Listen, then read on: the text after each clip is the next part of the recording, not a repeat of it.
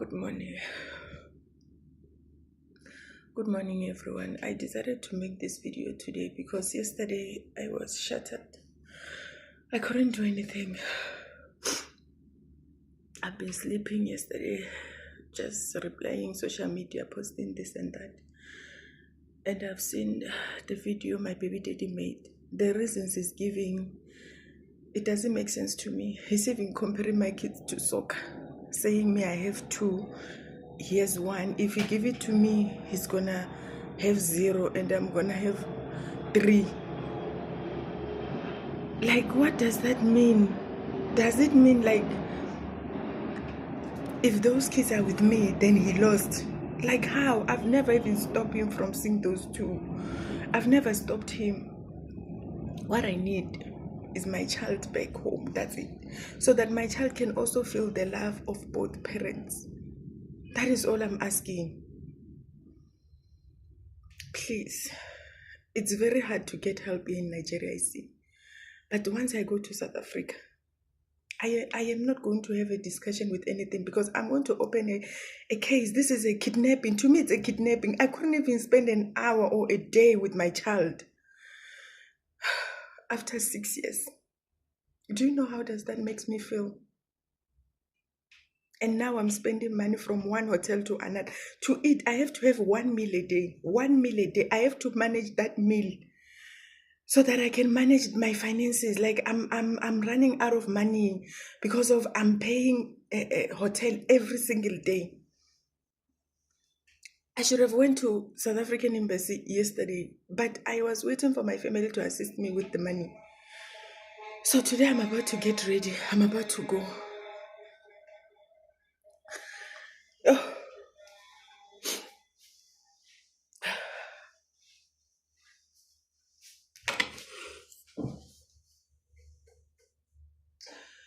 I am so drained. I don't know what to do. I don't have strength. I don't know. It's just so hard. It's so hard. Anyone who can help me, any information, because I'm trying. They are giving me call this one, send this one message, do this. I did everything.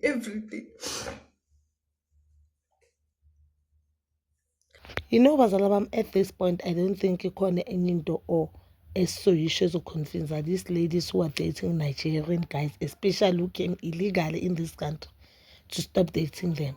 At this point, I don't see anything wrong with them dating Laban Babu, but there is everything wrong about it. And then you take your son or your child to Nigeria, then South Africa, you involve the whole country. Can the time as a country be soon could stay away from these Nigerian guys? You felt as if Tina Sinketel Gutin no Boban. This stronger lady, guys, Utiena, she has 3 kids with this Nigerian guy. The Nigerian guy who is currently in South Africa. So, Yena Nigeria like happy, in love. She decided to take their son to Nigeria to visit. So it's been 6 years and now she wants her son back. The Nigerian guy, uyamtreatnisha, gibomfana basafuni kumnika her son. But my question is, why did you stay for 6 years? 6 years, guys. 6 years awubona ingane yakho now namhlanje senahlungana, the guy has decided to marry another woman, so kufuna umntwana. To me, it's giving you are fighting your battles using umntwana, because you have 3 kids with this person. Uthe baqeda ukusho umntwana, you came back to South Africa, move on with your life. And if umntwana bekayovakasha, umshiyelani umntwana wena ubuya, umshiyelani umntwana ekhantrini ongayifuni nobaba umntwana, nibuye nishiye umntwana lapho kanjani? Because we were also visiting there ngithi bomele mawubuye ubuye nomntana wakho. No, ushiya umntwana there, umntwana ufundiswa ubhaliswa isikole the following year or that the very same year. You don't have a problem with this, you don't see a problem with that. Then 6 years later, so ufuna ukuthi ugijime, the country should be involved. And the problem about these people who are dating Nigerians ukuthi mabase basebuyishini, the whole country should shake. Mayimele umhlaba uzabalaza abantu babhizi ngama-graduation manje, singafocus kubantu abenza into right ngempilo zabo, sigijimela wena manje nengane yakho ishiye Nigeria. You know, kuyo yonke lento I feel sorry for the son, because one, she doesn't know ukuthi umntwana uphila kuma-circumstances anjani. Growing up without your mother is difficult. Growing up without your mother and ukhuliswa ifamily engasekho mama, it's more difficult. You understand? Cabanga ukhule umama wakho uhleli eSouth Africa, enjoying South Africa. Both your parents are in South Africa. You are there in Nigeria. Your parents, they are no longer together.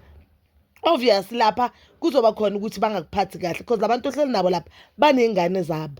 You understand? Thi umntana uhlala nogogo wakhe nomkhulu wakhe ke lapha nobaba omncane wakhe. Ugirl yesterday she was live. I for one I commented on the live ukuthi why today don't you go and visit your son? She said yena lapha she cannot spend close to 2K makayiletha to rands ukuthi ayobona umntwana. She doesn't have that money. So yofuna neNigeria because you can't even visit the son. Ufuna ukuthi ubuye umphethe ubuye naye. If you don't get that right or you don't win the case or uthi ube nomntana, that means you'll come back ungabonanga ingane yakho uyibone only once because uthi she only saw the son last week which was once. Now ngicela ukutshela ukuthi guys lapha eNigeria she's enjoying the life. Uyazodela amakudla wabo ama-jollof rice wakhe uhleli in an expensive hotel. But if one thing I know, if yena lezi zinto bekazisho ukuthi she'll do anything to get her son back, bekazohlala in the cheapest hotel and fight for umngane yakhe or be named at least nomntwana. At least umntwana zoba nememory ukuthi okay nangu umama no uvezile shema impahla zakhe and to show ukuthi abona yena nje ama-Nigeria uyazithandela uvezile another outfit ukuthi bekayithengile umntana yakhe because few days nje kulamalanga azosondela umntana ezaba birthday so bekafuna ukuspend isikhathi nomntana. I feel like I feel like she's using this son to fight her battles with ubaby daddy because if I tell you now for free ingane lezi eziyi-2 as she is South Africa, she has 3 kids and it's 2 girls 1 boy. The boy is in Nigeria.